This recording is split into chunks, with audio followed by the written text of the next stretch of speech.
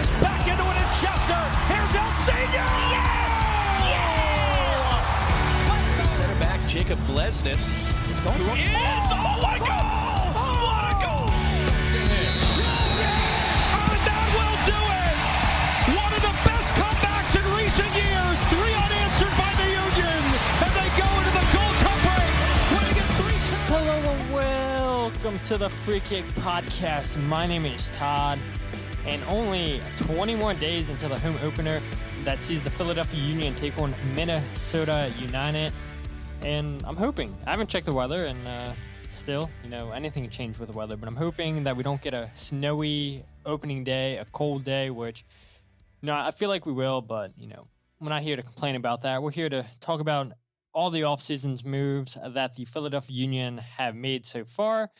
And again, like always, you guys have seen, the last 6-7 episodes so far this offseason. I've had a whole bunch of Philadelphia Union fans join me, give their thoughts on just all the moves the Philadelphia Union have made, and just discuss the Philadelphia Union. That's why we're all here. So again, like I told you guys last episode, another 2 guests joining me, one returning, one current guy who has never been on the podcast. Well, returning to the podcast is Mr. Jarrett Nisly. Jarrett, how are you doing, my guy? I'm doing well. Counting down the days. Getting excited to go back to Sub and get a little rowdy. Absolutely, and I can't wait. I can't wait. And you're finally gonna make your return back to Subaru Park. Since if people remember, all the way back in November, you helped me preview that game, and you were dying. Basically, it sounded like, and you had to miss that game. But hopefully, when you return to Subaru Park, look. The Philadelphia Union won 2 playoff games when you were there. They lost a third one when you weren't there. So hopefully the Philadelphia Union can continue their winning ways once you return back to Subaru Park. And making his debut on the podcast is Mr. Aaron Boon. Aaron, how are you doing, man? Doing really good. Just looking forward. I can't wait to get back to Subaru Park, like Jared said. I just want to get there and get started. Absolutely. Well, like I said, this is your first time on the podcast. And any time that I've had somebody brand new onto the podcast, I've always had them tell myself and the listeners, how'd you get into the Philadelphia Union? How'd you get into soccer? So, Aaron, how'd you get into them? So, one of my good friends that is actually a cousin of the ex that I was dating at the time back in 2018 recommended that I go take her to a game. And after taking her to one game, I could tell it's the best atmosphere of any Philadelphia sports team that I've ever been to. And after that, I was on and off for about a few years. And then I got offered to come to the 2019 playoff game at Subaru Park where the Union beat the Red Bulls 4-3. Probably one of the best games I've ever been to. And ever since that, I've been hooked. I've been nonstop. I haven't missed a game since that playoff game, so I'm just ready. Yeah, absolutely. I think all of us are. And it's weird, too, because this is the fastest MLS has ever started. And we all know that's due to the World Cup being in the winter in 2022 in Qatar. So, it feels like 3 months was like 2 days ago. And before we all know, we'll be back in Subaru Park. And so, we're going to get into this. But before I get into it, Jarrett, this past Friday, you brought something back, Union Happy Hour. So how'd that go? Yeah, it went well. The response I got on Twitter was really high. I had almost 40 people like the tweet. Now, not 40 people didn't show up, but that's to be expected. We're kind of on our way back to normal. So Friday nights kind of like go out and do stuff. But I don't know. I'd say we had a healthy 10 to 15. We even had a special appearance from Dan from Japan as he was covering the Olympics in China. So we saw him in his hotel room before and then got to see him on his bus ride into the gated area as well as inside one of, I don't know where it was, but we saw him going to cover the Olympics. So that was pretty cool. But yeah, it's back on a semi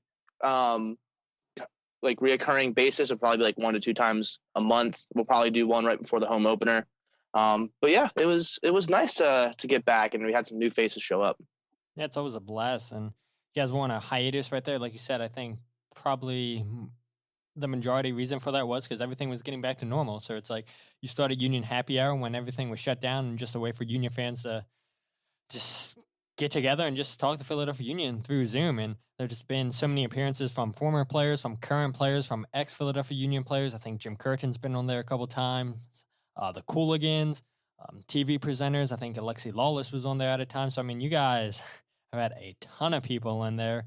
And you never know who's going to show up. And it's always a great time just to talk Philadelphia Union. And you guys know that as listeners, I love bringing on guests here to talk Philadelphia Union. So if that's something that interests you, hit up Jarrett on Twitter. They have a Union Happy Hour page on Twitter too. And just keep your eye out on that if you guys aren't following it. I'll leave all the links in the show description if you guys still aren't following Jarrett or the Union Happy Hour page. But let's go ahead and talk about the first offseason move. I don't want to talk about Ray Gaddis anymore because as you guys probably heard last episode, Jim Curtin was asked about how did he feel about Ray Gaddis playing for Cincinnati, how weird was it and everything. And Jim Curtin gave his reasonings and everything. So if you guys haven't heard that, go listen to the last episode. I'm done talking about Ray Gaddis. I was like, Jim Curtin addresses this. I'm done bringing it up. So we've talked about it plenty of times this offseason. I'm done. So let's go ahead and talk about Kacper Przybylko, though, being traded to the Chicago Fire for $1.1 million in GAM, which is set to be paid over 2 years. I've given my thoughts plenty of times on this subject. And so I'll go with you, Aaron. When this news broke, what were your thoughts with the Philadelphia Union and trading their leading goal scorer the last 3 years in Kacper Przybylko? I was at an Orlando game with my friends this past year at Subaru Park. And at that moment, I was probably one of the first to say that I just don't want to see Kacper on this team anymore this next year. And after the season ends, I was harsh on him. I think we were a better team with Kacper on it. It's just, I really don't know. I mean, I'm happy with the money we got. I'm happy we're finally spending, bringing in Mikael. And people want a 15-plus goal scorer. You got to remember, Kacper just did that for us last year. And I just don't think we would have went as far as we did without Kacper on the team last year. But I'm happy for a new face in Mikael and to see what he can bring to this already stacked Union lineup. Yeah, absolutely. And we're definitely getting into potential lineups and all that jazz near the end of the podcast. But Jarrett, you guys had a great chant going in the river end. I think Adam Booth maybe came up with it. Przybylko, that goal was hard to get. And now we need a new chant for Mikael Uhre. Or we can just take Brøndby's chant. That's a fantastic chant they got. But what are your thoughts on the Philadelphia Union trading Kacper Przybylko? I mean, it really sucked when I heard it, just because, you had the CCL, Golden Boot winner, and you had a guy who scored over 10 goals in the season. So it was it just sucked. And to hear him be I understand wanting that guaranteed contract, but in my mind, it really sucked hearing that mindset after 2 consecutive successful seasons.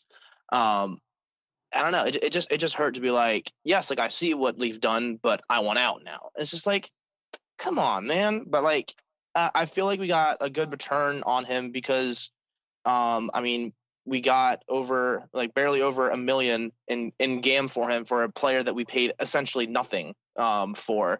So that's a really good flip. It's a really good piece of business. We were able to upgrade in Mikael. So I think it'll be good. And if I'm not wrong, I believe this is the first time that we've brought in a DP level player at the start of the season and not in the middle of the season. I could be wrong. I don't remember when Bedoya was brought in. But again, like I said on Twitter, the fact that we have our full team down in Florida right now, ready to go, it's huge. But I wish Kacper the best. I hope he doesn't score against us. But hey, it's his career. Whatever, I get it. Doing what's best for him and his family. Yeah, absolutely. So I think Jamir Montero was signed before the start of the season on loan. So the loan deal was a DP loan signing, and then after the season, the Philadelphia Union wind up buying him. So I think Jamir Montero But also, Jameer could have been bought a couple of games after the season started. I don't know. I'll have to look into that, but I think the Union bought him before the season started.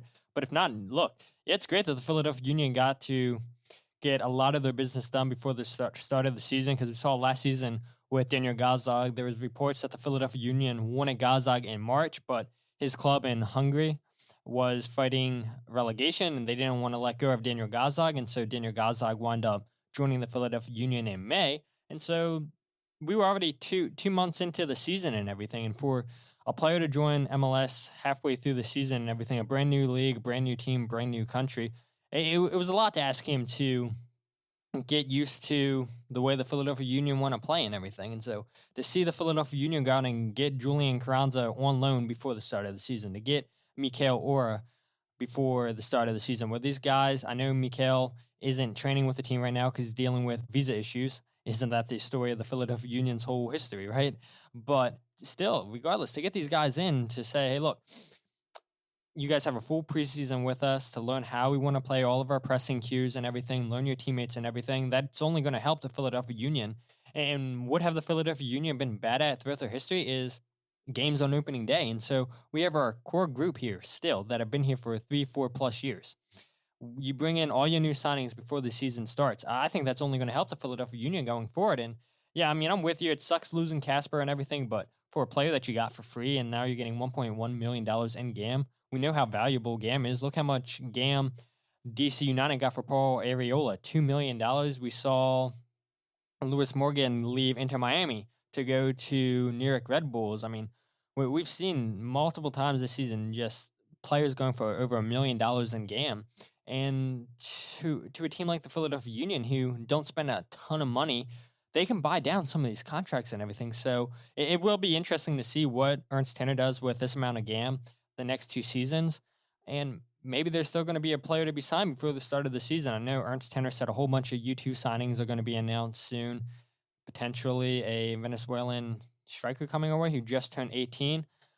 We'll see. So to see the Philadelphia Union get majority of their business done, to keep this team intact, to only lose Kacper Przybylko, I'm happy with the way that things went. But let's go ahead and talk about the new signing. Philadelphia Union signing Mikael Uhre from Brøndby to a 3-year designated contract with an option for a 4th year in exchange for $2.8 million. He's earning $1.5 million. So his fee of $2.8 million is the most the Philadelphia Union have ever paid for a player. $1.5 million. It's not the most the Philadelphia Union have ever paid a player during the season. I think Marco Fabian still holds the record of $2 million per season, and he was only with the Philadelphia Union for 1 season. But look, there's a striker that the Philadelphia Union fans have been calling for the team to sign, a DP striker. And I know sometimes you see on Twitter, people say, oh, we want a 10 million plus striker, a DP striker. That's what this team needs. Oh, how about we get a $5 million striker? I mean, look, Jay Sugarman didn't mess with his words last year or 2 years ago where he said, I would rather have 3 $2 million players compared to 1 $10 million players. And we got a player in Mikael who cost us $2.8 million. And this guy definitely could have went for a lot more money, but his contract was running down. So Brøndby just took what they can get. In the Philadelphia Union, they beat out the likes of Norwich City in the Premier League. They beat out St. Etienne in Ligue 1 over in French. They beat out a team in Italy. They beat out a team from China, a team out in Saudi Arabia. This guy, Mikael, wanted to come to MLS. He wanted to play for the Philadelphia Union. He saw what Hani Mukhtar did with Nashville. And to see one of his ex-teammates in Brøndby come over to MLS in the prime of his career, why couldn't that be Mikael? And so I'm happy that Mikael came over here and said all the right things. You guys heard the clips that I played of Mikael getting introduced to the media a couple weeks ago. But if you guys haven't heard the clips, I'm going to go ahead and play one of the clips from last episode. And this is Mikael talking about, is there pressure to replace Kacper Przybylko? I don't think so. Of course, I think he scored 12 goals that year. I think that's correct. But yeah, it's always funny to be compared to other guys, and I like that. And I don't really. I'm getting of an age now where pressure is not as big in my head. Of course, it could be in the surroundings, but I don't really take it in that much, and I try to focus on myself, and I don't compare myself to anyone else, because at the end of the day, the only thing you can do is compare yourself to yourself, and the only thing you can improve is yourself, and you can't, see what the other guy did before, or what the next guy is going to do. So my focus is just on me and myself, and that's how it's been all along. So yeah, of course there's going to be some pressure, but I like pressure. I love pressure. There's a lot of pressure in Brøndby as well, and I love playing here. So it just makes me want to be even better. So how does that make you feel, Jared? Him saying that pressure makes him want to feel like a better player. It makes him want to push even farther. He doesn't want to compare himself to Kacper Przybylko. He says, look, the only thing I can focus on is myself. And for a player coming into a new league, a new country, for the Philadelphia Union paying the most ever for a player, some players that might be a lot for, but Mikael's saying, no pressure. I can only compare myself to myself. How does that make you feel? It makes me feel really good. It makes me know that we're not getting another Ben Simmons, someone who can't handle criticism, because we're Philadelphia fans, we're critical people. If you don't perform, we're gonna let you hear it, and to know that we're getting a player that's gonna welcome that criticism and learn from it, that makes I know I'm making a lot of basketball references, but that makes me feel like we're getting another Embiid. I know that he won't be the same level as Embiid, but a player that welcomes that criticism and is able to work off that. So that makes me feel really good. Everything I've seen about him makes me feel really good about his capabilities. I mean, he has a nickname Fox in the Box. That means he's got a nose for goal. Nothing but good things from the fans that I've talked to on Twitter. From Brøndby. But yeah, I'm incredibly excited to see him hit the field. I think this is going to be the most dynamic attack we've had in years, and I am very, very excited about it. Yeah, I can't wait to talk about that potential lineup here in a minute.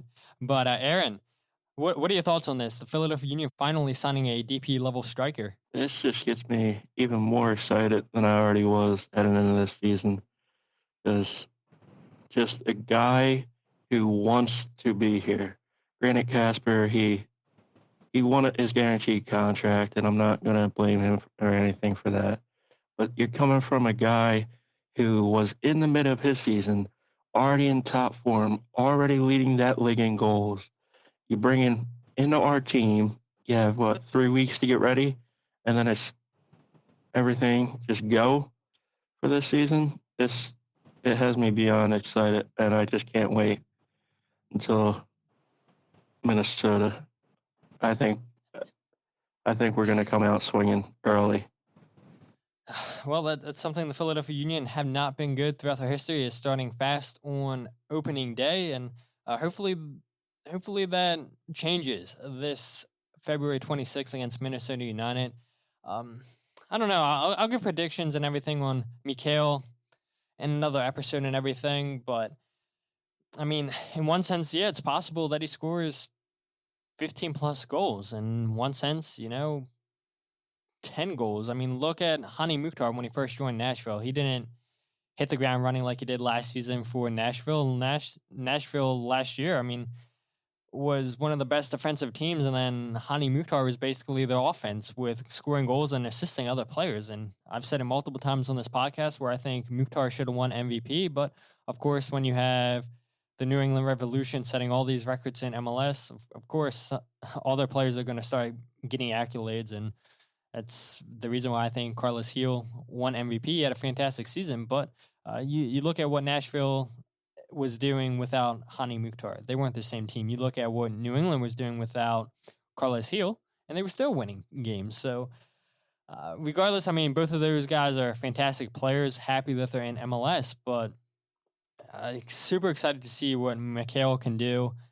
And I'll be curious to see how many people in the stadium have his jersey on day one.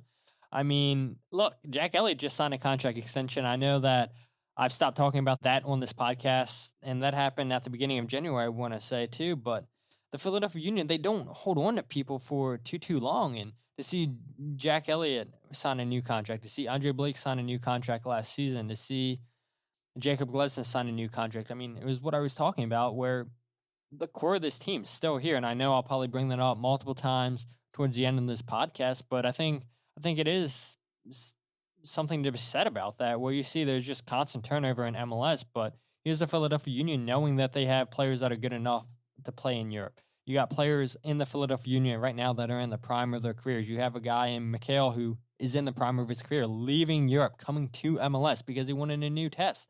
And I know I've seen some Brøndby fans on social media saying, oh, it's a step down for him. It's a retirement league, blah, blah, blah, blah, that he should still be playing in Europe, but none of the top leagues wanted him.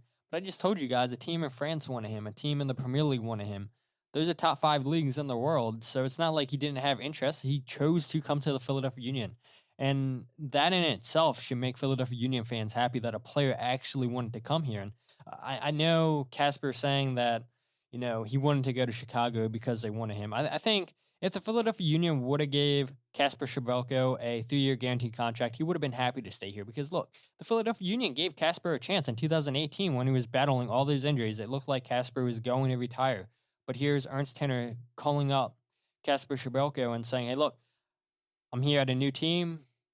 You want to try to see if you have anything left? And we saw what he did for the Philadelphia Union the last 3 years. So people want to be here, and I'm super excited about that. And so last episode, I wanted to bring up a stat that I found about Andre Blake with Pat, but we just ran out of time. And no, I don't want to make this argument between who's the better goalkeeper, Matt Turner and Andre Blake, but I want this to be an appreciation point for Philadelphia Union fans to realize how lucky we are to have a goalkeeper coach in Phil Wheddon that we have, because the 2 seasons Phil has been here for the Philadelphia Union, Andre Blake's numbers have been higher than his career average. You look at 2020, he played in 21 games. He had 18 goals against with a goals per 90 percentage of 0.86 goals allowed per 90 minutes. He had 64 saves, 79.3 save percentage, 8 clean sheets, 38.1% clean sheets in all of his games he played. In 2021, in 26 matches, he had 24 goals against, 0.92 goals against per 90 minutes. You go ahead and look at his saves. He had 73 saves. You go ahead and look. He had 75.5% save percentage. He had 12 clean sheets, 46.2% of clean sheets in 2021. And you look at his career average of goals per 90 minutes, 1.34. And I just told you guys, 0.86 in 2020 and 0.92 in 2021. You go ahead and look at his save percentage. 71.6% is his career average, 79.3 in 2020, 75.5 in 2021.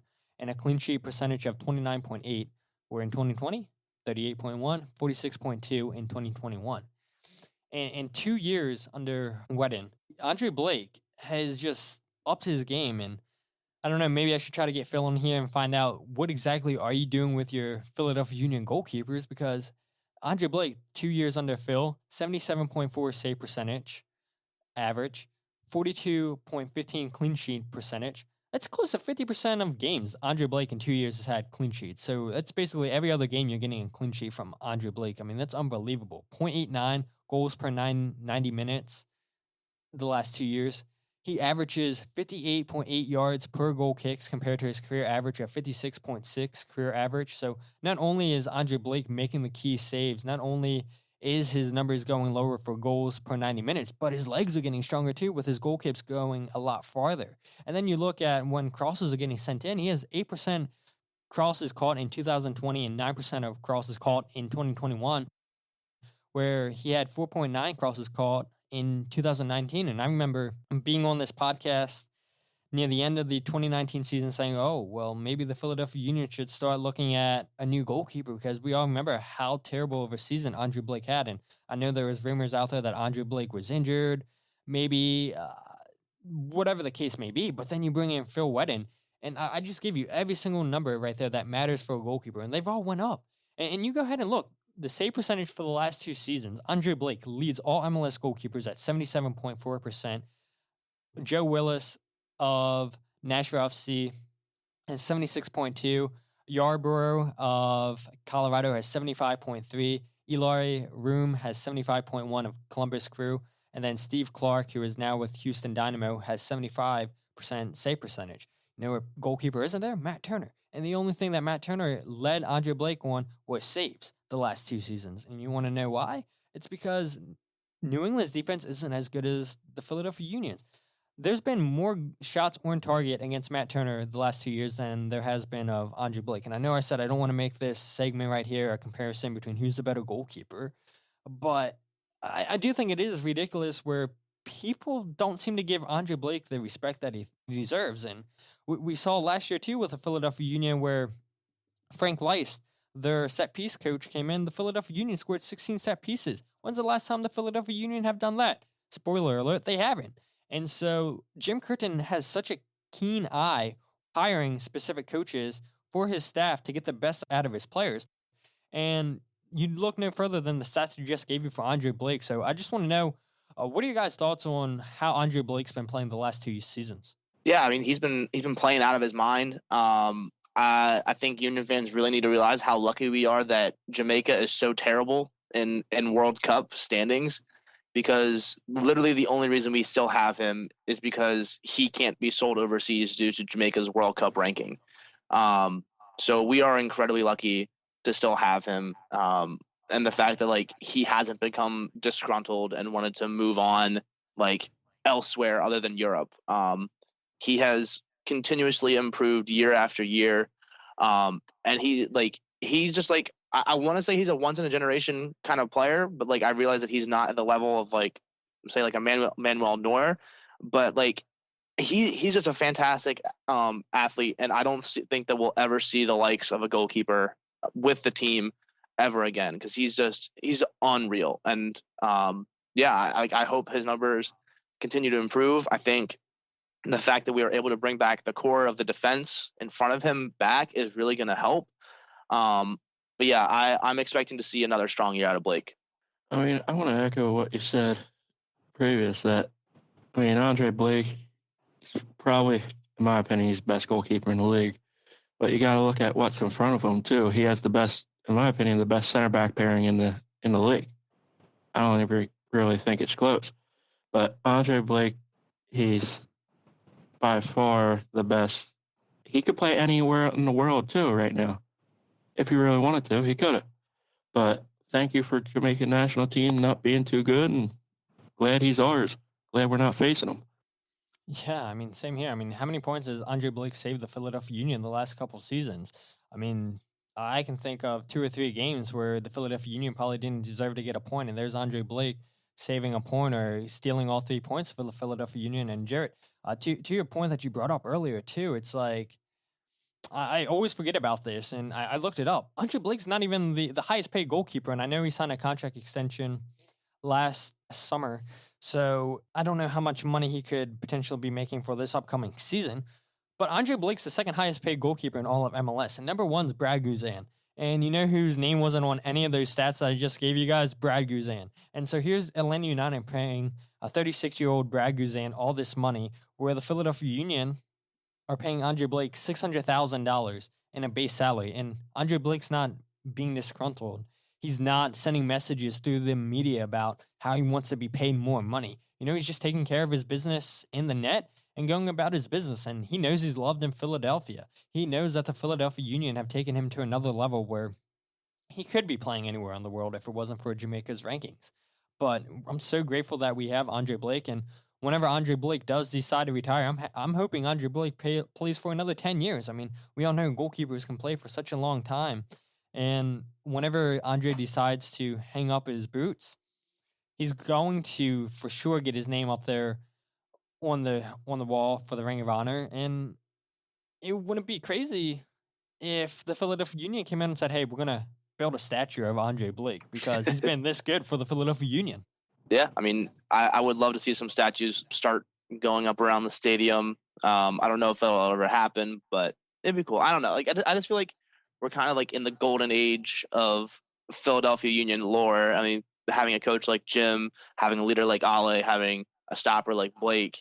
I don't know. That's just like the 3 crowning jewels of the organization right now. And like, I know that we have like kids coming up through the system, but like, I don't know. It's just a great time to be a Union fan. It's like, I feel like this will be like these couple of years will be ones that we like look back and be like, oh man, remember we had Jim Curtin, Ale, and Blake. Like, those were the days. Yeah, these are the times right now to start winning trophies. I know in 2020 we won the MLS Supporter Shield, our first trophy in club history, but the longer we have this core group here, we need to take advantage of them because, like I said earlier, you see so much turnover year after year in MLS where teams are starting from the bottom again. And you have teams like FC Cincinnati who, as soon as they came into MLS, they don't know what to do. And then you look this offseason, they take everything from the Philadelphia Union because they say we want to be them. And so it'll be interesting to see just how MLS is as a whole this season in 2022. You see so many teams around the league make great moves. It seems like you see Shaqiri now joining Chicago Fire for $7.5 million, I think I saw. It's a ton of money for a player that's 30 years old who's been playing professional soccer since 2009. So who knows what he has left to give. But, Chicago Fire have made plenty of moves this offseason to, make the playoffs, to push for MLS Cup, to push for the U.S. Open Cup now that it's back. So it'll be interesting to see just how much tougher the Eastern Conference is this year, how much tougher the Western Conference is, because, the better and better MLS can get as a whole, it's just going to help MLS and draw more and more fans in my opinion. But let's go ahead and talk about something I've been talking about, keeping the core group of players together. With the Philadelphia Union only selling Kacper Przybylko in the winter transfer window, I know they lost Anthony Fontana. I know El Senior is a free agent. I know Collins a free agent, but were those guys impactful players last season? No, not really. Only Kacper. And that means, yet again, the core of this team is returning. And on paper, they really should be favorites challenge for the Supporters Shield. They should be favorites to win MLS Cup, in my opinion. And so Jim Curtin was asked about, okay, well, there's been a lot of talk about will Kai Wagner go, will he stay? And so Jim Curtin gave his thoughts on Kai Wagner being here and what his performance was against Cincinnati. Yeah, look, I thought Kai was excellent, and look, Kai's a player, you've heard me say it 100 times now, that can play in any league in the world. He had maybe the disappointment where in a transfer window with the way the market is now and a million different things that happen, things didn't go his way this window. But at the same time, as a coach, selfishly, I'm thrilled to have him back. You have a discussion with him to just continue to be himself, and eventually, teams will recognize that. I think a lot of teams already have recognized that. But I thought his performance today, where he could have had a lot of different things going through his mind, I thought was excellent. The ball he plays is perfect. I thought he defended very well, won a lot of duels, won a lot of balls for us, and played forward in a real positive way. And then something that we talk about too is him taking a little more risk, especially when, we get a cross in from the right, just by going forward. Now that ball makes its way all the way across to him, but he's in a great spot, and now he can shoot. And you guys have seen he can obviously hit a ball pretty well, and that was just close for him getting a goal. But overall, yeah, good solid performance for Kai, who's a great player, and I think one of the best defenders in this league. Yeah, I agree. One of the best defenders, by far the best left back in MLS. I know I might be biased because it's a Philadelphia Union podcast, but what left back has really been as good as Kai Wagner the last 2 seasons? Not many. And we all know that left back's one of the toughest positions in all of soccer to fill. And so I just want to know, are you guys surprised that for the first half of the season, the Philadelphia Union, they still have this core group together? There was rumors, like Jim just said, a deal never materialized for Kai Wagner. There was rumors that El Brujo might be going to Europe, but nothing ever came of those 2 offers. And we've also seen the likes of Tati Castellanos stay put at New York City this season, where it looked like he was for sure going to be leaving. That New York City wanted $10+ million for Tati, and they never got any offers that they thought were good enough to accept. We see Adam Busca, who we all thought was going to be going to Serie B, because there was reports out there that New England were offered $8 million, and now I've seen reports saying, oh no, that number was nowhere close, or I've seen reports say that New England wanted even more for Adam Busca. So some players that we've seen in the league that we thought for sure were going to be gone are staying in the league. And for sure, I thought Kai Wagner was going to be gone this window, and yet here he is going to be here until at least the summertime. So I'll go to you first, Aaron. Are you surprised that all of our team's still here minus Kacper? I am pretty shocked that all of our team is still here, because out of all the players you listed, I get Tati would have a major impact, but out of all the people you listed, to have the biggest impact if they left, I think it's Kai Wagner. Because you have Real there, you have Sorensen that just got signed to the first team. I'm excited to see what Sorensen can bring, but I am really shocked because I think Kai can go to a top 5 league and contribute just as well as he does here. I think he's that type of player. And if we get to the summer transfer window, if we're at the top of the league, it's going to be really tough if he decides to go at that point. If we get an offer good enough, it would just be tough to see him go. Yeah, I agree. Jarrett? I think we are very fortunate to have that the core group, like pretty much losing only one player from the starting lineup. Like I said earlier, like the time is now. Like we're not going to be able to hold on to these players forever. If you want to make money, you got to sell players and reload. So we're going to lose pieces of the defense. It's going to happen. From what I'm hearing, Sorensen is going to be that guy. He's going to be a really good piece, but like he's not going to be Kai. So like I said earlier, like the time is now. Like if we're going to do anything like as a club, like it's got to be now.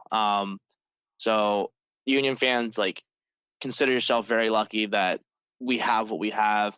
But we might not have it like halfway through the season. Someone might get sold off. So hopefully we are in a good enough spot halfway through the season that if we lose a piece, it's not going to absolutely kill us. Yep, I agree. And so let's go ahead and talk about the team that we know we have until at least the summertime. And so I'm looking on your Twitter right here. And so Aaron hit me up. He's like, I want to come on the podcast, but let me come on the podcast and talk with Jarrett too, because I don't think Aaron agrees with your lineup that you tweeted out. You tweeted out a 4-4-2 diamond with obviously Andre Blake in goal, Kai Wagner, Elliott, Glusson, Spizo, your 4 in the back. You have Jose Martinez at your 6. You have Leon Flock, Bedoya / Miro, Gazdag at the top of the diamond. Then you have Mikael and Carranza as your 2 forwards. So is that like the lineup you would throw out there, Jarrett, or is that just like the lineup that you're like, okay, these are all the pieces we have? I think this is our strongest lineup. I think I don't think this is where we'll start with this season because it's going to take Mikael some time to adjust to a new system. However, with I don't know how serious Santos' injury was in the preseason game, but with him getting injured, that might shuffle things around. But I think this our best bet. I can go more in depth with it if you like. But I think the big thing I see in this is that I think Santos will become our El Sino role. I think El Sino is probably done. I heard that he was at YSC the other day while the team is in Florida, so I would not be surprised if he got announced as a coach there. But I think having Santos as that El Sino role is going to be absolutely insane because you have 2 relatively proven guys in Mikael and Carranza. I mean, Carranza already scored. Like Inter Miami signed him for $6 million, and we got him on a free. And was it a draft pick too? I don't know. It was a second, basically. Yeah. But being able to bring off that speed and creativity off the bench like El Sino is going to be absolutely huge.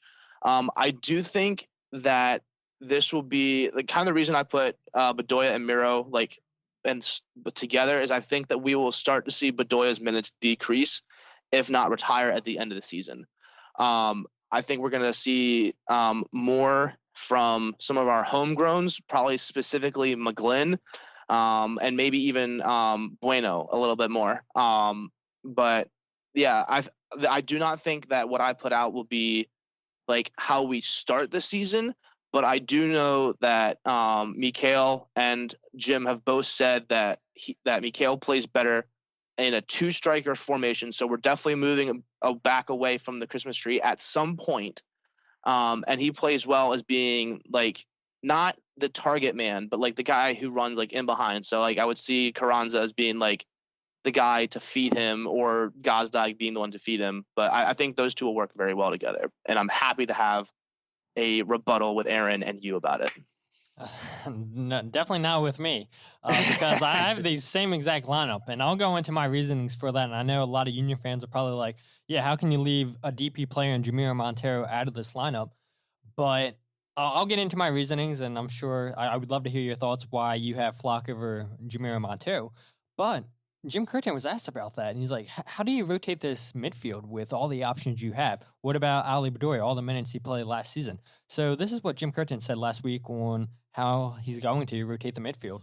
Yeah, look, that's always a discussion. Ali has been the lifeblood of this club. He's been the one that's turned this whole franchise around. I think he deserves the credit for that more so than anybody at the club. So he's our captain. To his credit, he's come in and is probably his best shape of the preseason.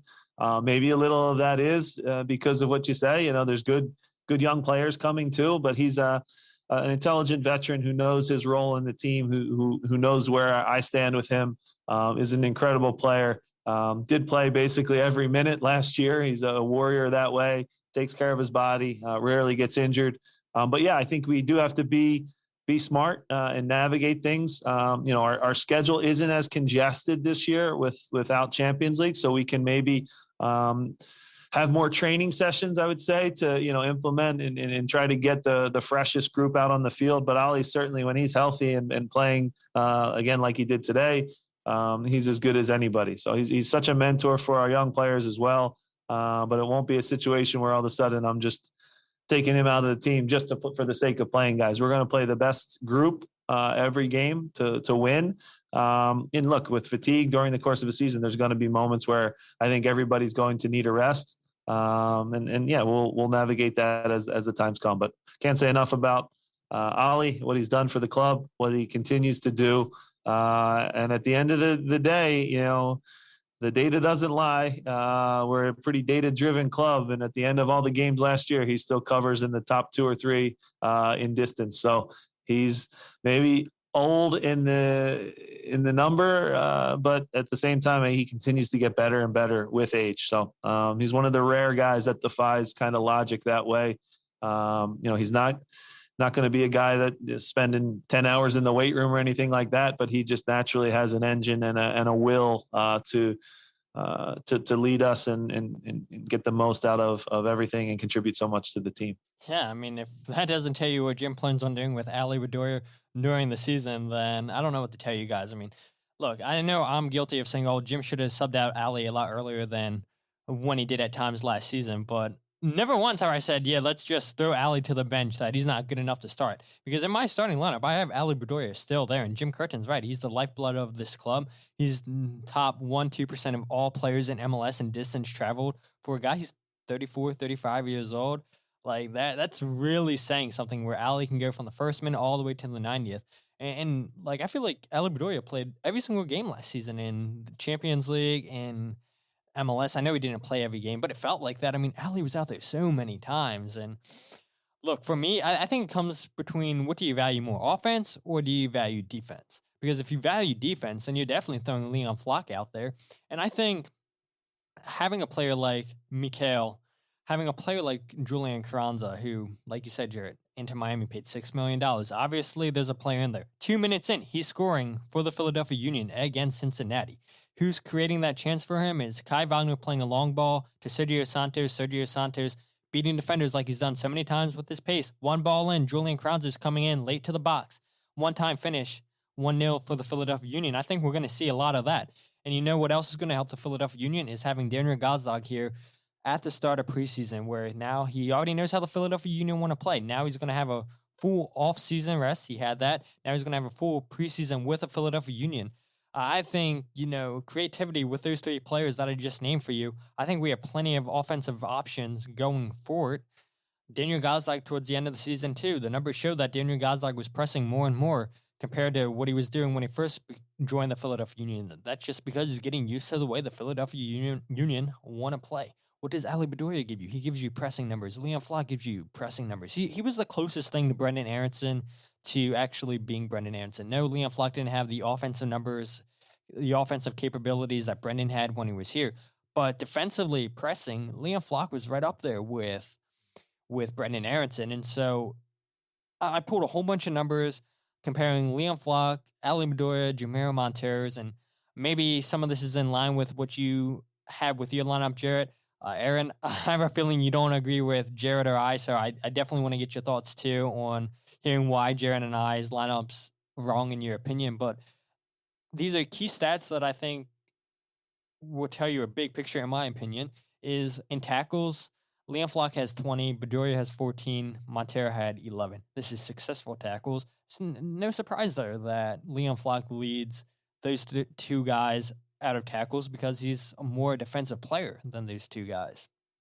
Successful pressures, 242 for Leon Flock, 154 for Bedoya, 162 for Montero. Pressures total, Leon Flock, 724, was second in MLS in pressures. Ali Bedoya, 524 pressures. Montero, 618. So you still have a guy who's old, and Ali Bedoya, 34 or 35 years old, and he's still pressing like he's 20-something years old. And so taking off Ali Bedoya, you're not like, you're losing a player that's going to press, that's going to tackle the ball, that's going to win the ball back for you. And I know Jamiro Montero's numbers are higher and everything, but you go ahead and look at interceptions. Leon Flock, 48 interceptions. Ali Bedoya, 53 interceptions. Montero, 51 interceptions. But in my opinion, this is what was like caught my eye, because I always thought that Jamiro Montero would blow the other two out in this. And this is progressive passes forward. So if you guys don't know what that is passes towards the goal. It's not counting sideways passes backwards. This is the amount of times the player passes the ball forward. Leon Flock had a percentage of 31.5%. Bedoya had 32%, and Jamiro Montero had 25% passes forward. I thought his was going to be a lot more forward because I thought he was a lot more creative player, but the stats are showing that Jamiro Montero is doing a lot of sideways passes, a lot of passes going backwards, which just completely blew my mind. And I guess because Jamiro is playing those balls backwards, playing them side to side, I guess that's why he has the higher passing completion rate out of those two with 80%. Ali Bedoya has 75.3 and Flock has 76.6. And then key passes, Jamiro Montero blows those guys away. So, yeah, I mean, Jamiro Montero has the vision that maybe Leon Flock doesn't have offensively, but defensively, Leon Flock just dominates Jamiro Montero. And it's not like, oh, well, Ali Bedoya is not doing anything defensively. He's doing it offensively and defensively. And in my opinion, if you can get Ali Bedoya to help Leon Flock, or just other players help Leon Flock get better at passing, better going forward, more involved in the offensive game. Because Jim Curtin said it after the New York City game that he wishes that Leon Flock would take players on one-on-one more, because his dribbling is really good for a player that's only 20 years old. And so if Leon Flock can get better offensively, I think that just makes this starting lineup with Leon Flock and Ali Bedoya a lot better. And maybe it doesn't make Philadelphia Union fans say, what are you talking about? Because there's no way, in my opinion, that you can leave out Daniel guys. Like, there's no way you can leave out Mikael. Because like you said, Jarrett, Jim Curtin and Mikael both said that they play better in a two-striker set. So you have to play a second striker right next to Mikael Uhre. And how do you do that? You do it with a 4-4-2 diamond. You don't do the Christmas tree. I know there's been talks Jim Curtin can play 3 in the back, 3-5-2. But then you're going to be messing with a whole bunch of other people that are going to be missing. So I think to get the strongest lineup, in my opinion, you play the 4-4-2 diamond. You start Leon Flock. You have Jamiro Montero come off the bench. I'll go ahead and get your thoughts, Aaron. Just I know you don't agree with Jared and I. So hearing all that, hearing Jim say that, yeah, he's not going to sit Ali Bedoya. What are your thoughts? Well, I don't think you can disagree with the strikers. Mikael and Carranza are probably your two. Well, start the season will probably be more Santos and Carranza. Get Mikael more reps. But I don't think you can disagree. Well, obviously, Blake's our starting goalkeeper, and he will be until the day he's gone. Kai, starting left back. You got your best two center backs in Elliott and Glesnes. And I personally want to see Nate Harriel get more minutes this year. And I probably will with the U.S. Open Cup when Mbazo goes and plays for his national team. But just Harriel really impressed me in the NYCFC game, going to the other side of the field and performing the way he did. But the biggest debate has to be the midfield. we have such a loaded midfield. It's unbelievable. Martinez is obviously going to start if he's there. You can't leave Gazdag after the form he was in the end of the year last year. You can't leave him out. I think Bedoya's minutes decrease by a good amount than what people are expecting. Because McGlynn, it was phenomenal last year. So you have to get him more minutes, which will probably come in the Open Cup. But I don't think Montero's going to be happy with coming off the bench. That's my only thing. And we need Flock. Our defense decreases if Flock's not on the field. He's such a good with pressing.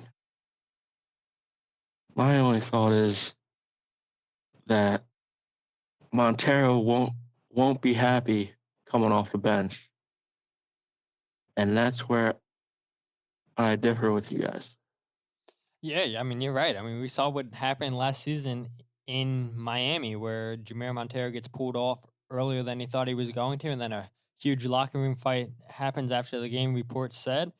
And I'm not here to discuss what was true, what isn't, but I've heard that, that has definitely happened for multiple people.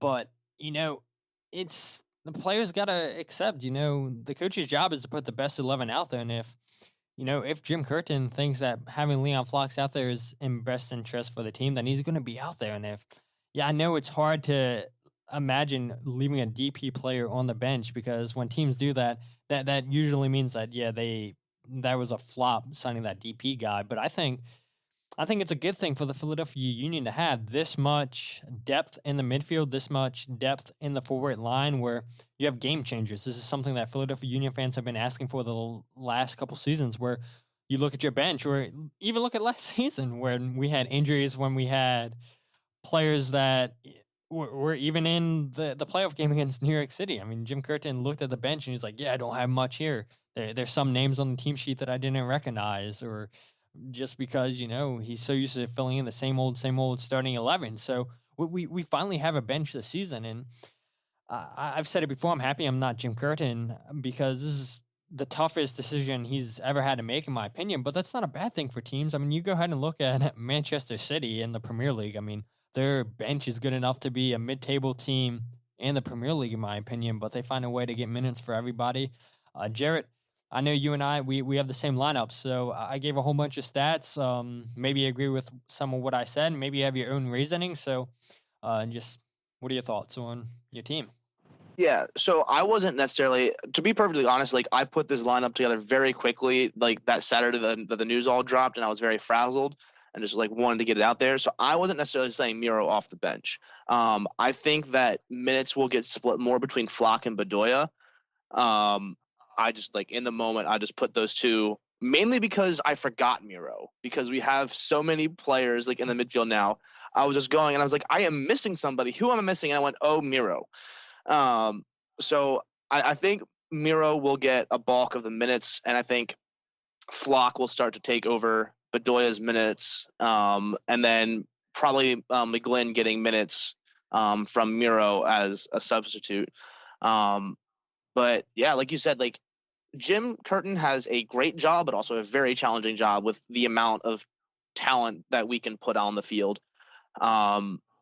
It's going to be very interesting, and I know that there will be people who aren't happy no matter what he does. But I do think it is time to start being okay, I understand that Bedoya is the lifeblood of this team, but it's not at what point does it become more harmful to have him on the field? I get that he does really well in pressing, but I don't know. I don't want it to be one of those things that we hold on to for too long that it becomes a negative. I know he wants to see it on the field. You see him anytime. I forget what game it was, but he was kind of hobbling off the field, and he was really mad that he could not continue because it may have been the Nashville game, but you could see him kind of just gingerly walking off and being upset, but trying to get everyone going. He wants to be out there, but it's at some point you just got to be you just don't got it in the tank as much as you used to, and that's okay. It happens. I mean, I'm at that point in my soccer career too, where I can't play the game like I used to. I don't play as often as I used to, but I don't go out and try and play for a full game if I don't have to. So I don't know. It's gonna be very interesting to see what happens. I'm really hoping to see a lot of rotation because we do have 3 competitions this year in MLS, U.S. Open Cup, and the Leagues Cup, which we haven't talked about yet. But I know that's probably a podcast for another time. But yeah, I'm very curious to see how it all goes down. Yeah, so the reason I haven't talked about Leeds Cup is because I've seen people say that it's not happening this season. I've seen people say it is happening. So, and I haven't got anything from the Philadelphia Union, or any press releases, so I'm in the boat where I don't think it's happening, but I still see people say, yeah, it is happening. Like, there's a Wikipedia page that says it's still happening. So, I don't know. I guess we'll find out until it happens, but...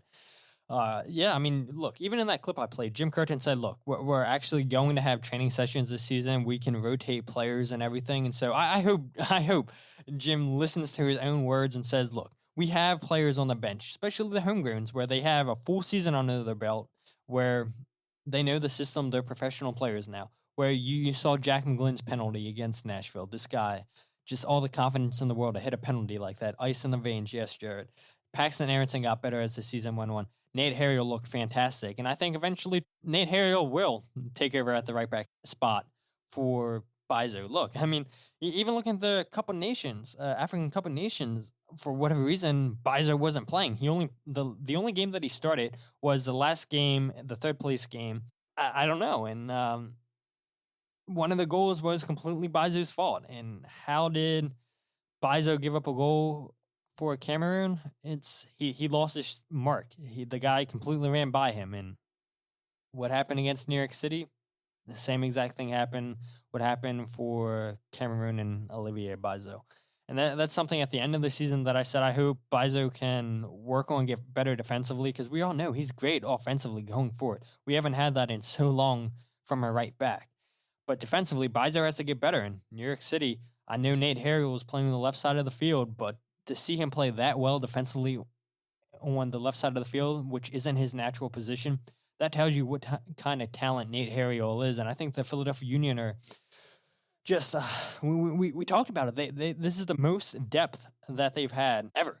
And so, again, just we're fans and we can appreciate the players that we have on the field. And we know players on the bench are going to come off the bench and make a difference. And it's going to be up to Jim Curtin to keep that locker room happy, to have the players understand his decisions, that there's plenty of minutes to go around, but how do you get the team to buy into that? And yeah, I know the last 4 seasons, this team's bought into it. They have a togetherness that not a lot of teams in MLS, I feel like, have. I mean, we saw them go on that crazy run in the MLS's back tournament where, yeah, they didn't have the superstars that a lot of teams have, but why did they go as far as they did? Why did they win the Supporters' Shield? It's because of the togetherness of that team. So before we wrap this up, I want to get your thoughts. What are your guys' expectations for the Philadelphia Union for the 2022 season? Jarrett, I'll go to you.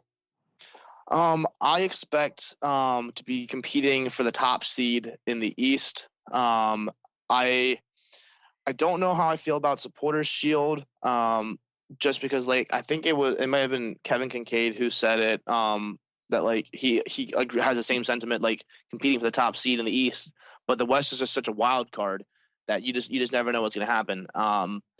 But I think we need to be pushing for an Eastern Conference final again. I mean, like, I know that, like, sometimes you have down seasons, like, we don't really know, like, what we we know what we have, but we don't know what we have at the same time. So, and I know, like, I feel like every year, like, our expectations go higher and higher. Like okay, like, we got Supporters' Shield. So now we're gonna, like, now, and we beat, or even previously, okay, I'll go back further. 2019, won our first playoff game, lost in the second round. Next year, won Supporters' Shield, got knocked out in the first round. So it was like, okay, let's make it to the second round.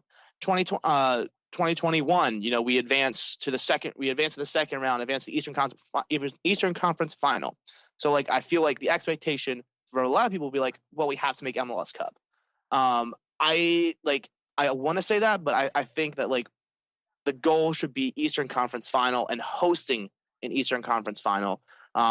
So that would be being either the number 1 or number 2 seed. Although if we are the number 2 seed, the fate is not in our own hands. But if we are that number 1 seed, then we have that bye week that seems to be the killer for everybody. So I think goal should be Eastern Conference Final and finding ways to get more minutes for the homegrowns.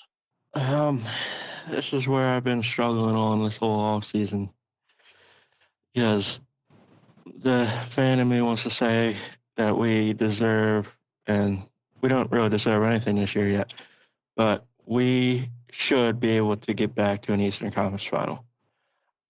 The way these players are using last year as motivation, most of them, and I don't really see a way that we should fear any team in the East. I think we are the best team in the East, with every other team in the East really making changes, all the top teams.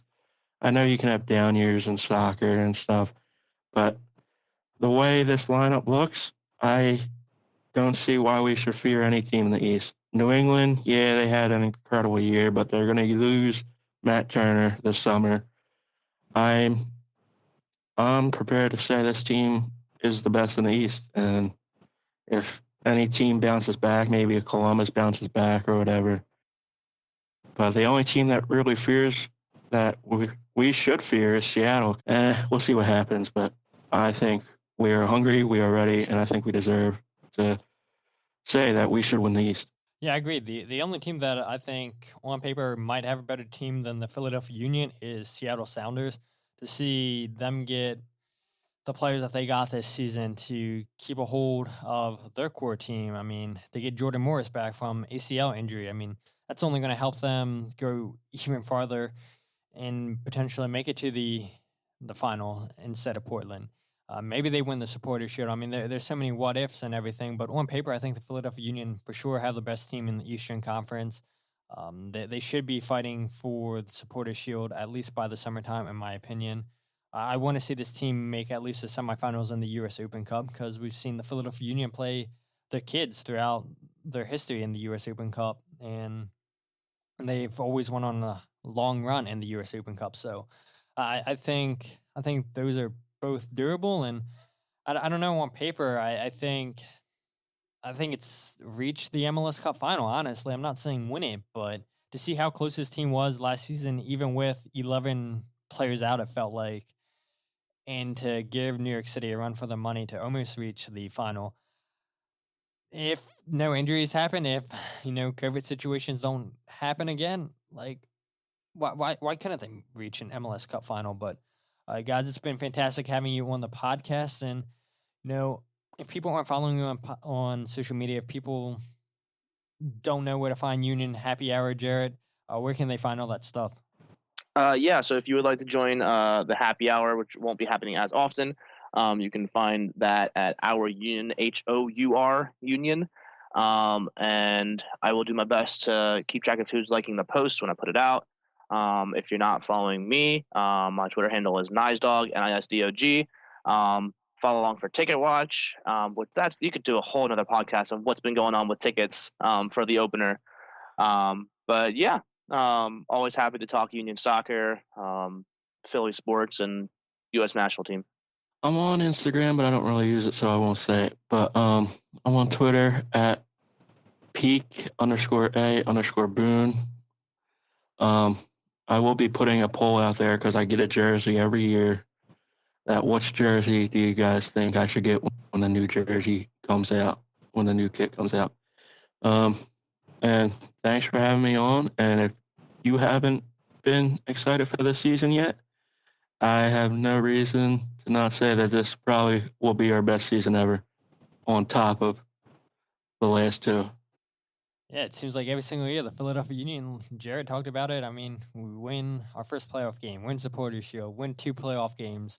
So, I mean, year after year, ever since Ernst Tenner has been here, like, the Philadelphia Union are getting better and better. And so why not go all out this season in 2022 before you lose multiple players, I feel like. So if you guys aren't following the podcast on social media, follow @FreeKickPod. on Instagram, Facebook, and Twitter, wherever you get your podcast, The Free Kick. And yeah, Jarrett's absolutely right.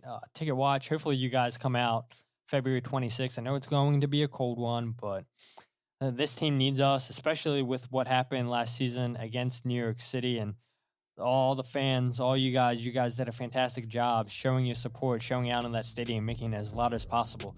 This goal for 2022, let's make this stadium, Subaru Park, as loud as it was throughout the playoffs for every single game. Because I guarantee you, people, if we can make it as loud as it was throughout the playoffs, Philadelphia Union are going to be winning 3 points pretty much every single game at home.